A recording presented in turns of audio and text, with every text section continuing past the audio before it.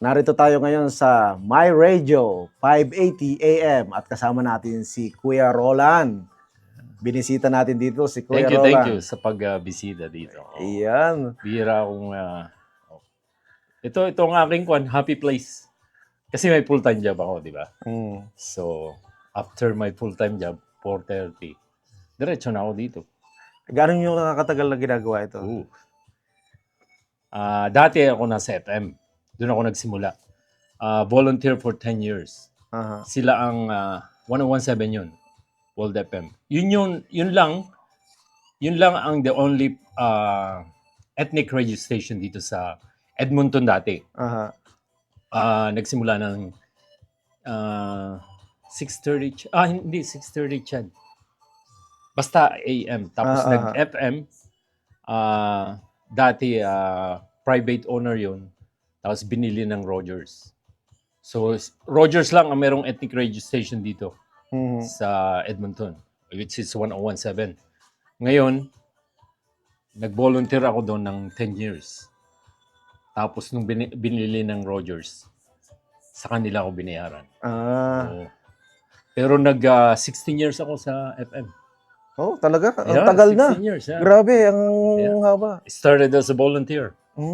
Tapos tinanggal ako doon dahil napolitika. Tapos nagpahinga ako ng mga 1 year, 2 years. Kasi binenta ng Rogers eh. Mautang ang Rogers nung COVID. So, nagpahinga ako ng mga 1 year something. Busy naman ako. So, nagre-repair kasi ako ng basketball. So, eto naman, tinutulungan ko dati yung in charge dito, si Tony Sortida. Ewan kong kilala mo. Kilala ko po siya.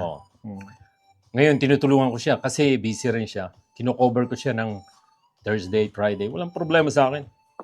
Dali lang naman eh. So, kino-cover ko siya paminsan-minsan. Ngayon, tinawagan ako ng may-ari. Tinawagan ako, Roland, I need your resume. Parang gano'n. Hindi naman ako nag-apply. Tapos, pagka umaga ako tinawagan, naghihingi ng resume, kinahaponan, hiningan ako ng interview. Huwebes yun. Tapos, Biyernes, nag-interview kami. Hinire ako on the spot. Oh, really? Sabi ko, Galing. I don't know why you guys hire me. I never applied for this job. Sabi ko ganyan. Experience, Roland. At saka, swerte ng pagkakataon, yun yung time na para sa inyo. Di ba? Hindi, you never know eh. Yun yung time na para sa inyo. Yeah, Kaya, nung pagka August yun, September 1st, nagsimula ako. Magti 3 years na ako dito. Wow. So, 19 years. Experience. Ano experience? Pero back home sa Pilipinas? Wala, tambay ako. Hindi, nag-aaral ako. Nagkuhan ako, I came to Canada with my parents. Underage kasi ako. So, wala akong choice, di ba?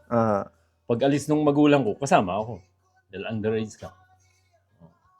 So, tapos nung pagpunta niyo dito na rin kayo na anong naging trabaho niyo dito noon? Trabaho ko sa McDonald's. Yeah. Nag-deliver ako ng flyers, deliver ako ng examiner. Tapos nagtrabaho ko sa oil rigs.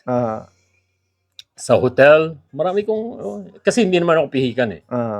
Basta ako lang ako yung strike anywhere ako. Tapos nag-aral ako ng welding. So, hanggang ngayon, nag-welding pa rin kayo? Structural fitter welder. Tapos, nung nagra-radyo ako, yung pinakang manager ko, member siya ng Edmonton Basketball Official Association. Assigner siya. So, siya ang nag-iingay niya sa akin na mag-referee ng basketball.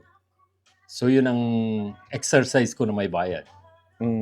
Siyempre, takbo kayo ng takbo. Di exercise talaga yun. Mas mahilig tayo sa basketball.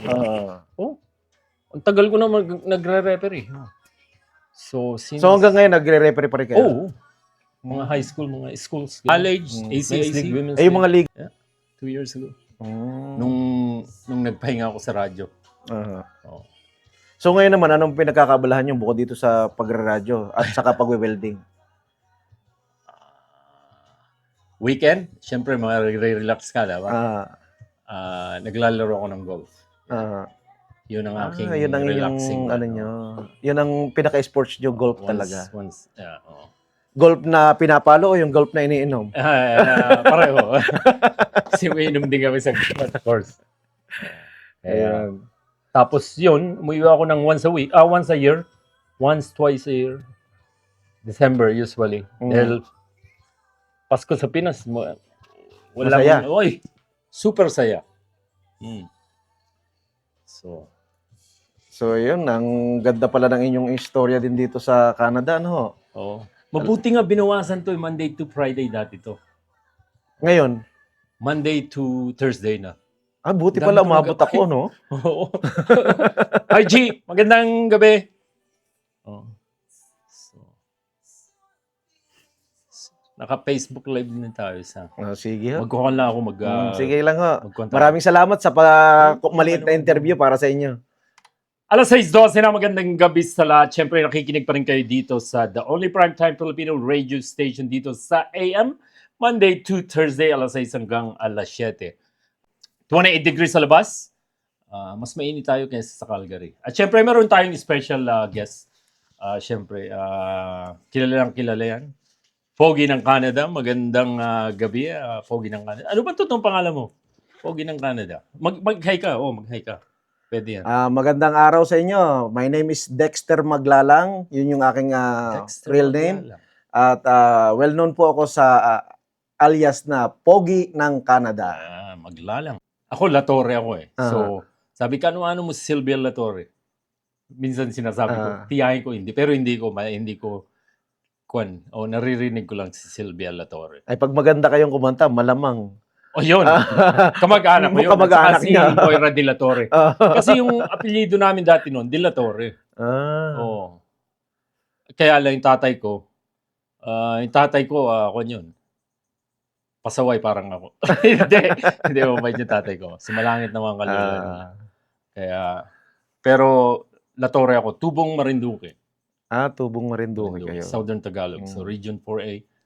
May Maropa. Alam mo yung sa kabila nung sa amin, kami Batangas eh. Batangas. Doon kami dumadaan sa Lucena, sa Dalahican. Sa Lucena kayo. Ang ganda ng port na ngayon doon dahil ni-inaugurate ni BBM. Ayun. So, ayos. Mag-o-open pero dati may biyahe sa aming eroplano pero wala na. Tinanggal na yung eroplano. Na politika rin. Alam mo naman sa atin. Alam niyo na. Kaya, Politics is still politics. Yeah. At syempre, nanonood ngayon si Georgina Alican. Kilala mo siguro si G.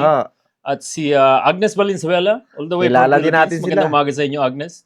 Nag-birthday lang siya. Kumakailan lang. Belated happy birthday, Ate Agnes. At si Melby Bisto. Kilala ko rin kilala mo yan. Kilala sikat ko. din yan. Isa sa famous na, at mahilig din niya sa golf. Nakita ko yung mga, nakikita ko siya sa 780-439-0000. Calgary listeners, 403-930-1415. At happy Thursday o weekend na ngayon dito. Di ba? Kaya dyan lang kayo. Bago dyan pakinggan muna natin si TJ Monterde at Casey Tandingan. Ito yung palagi.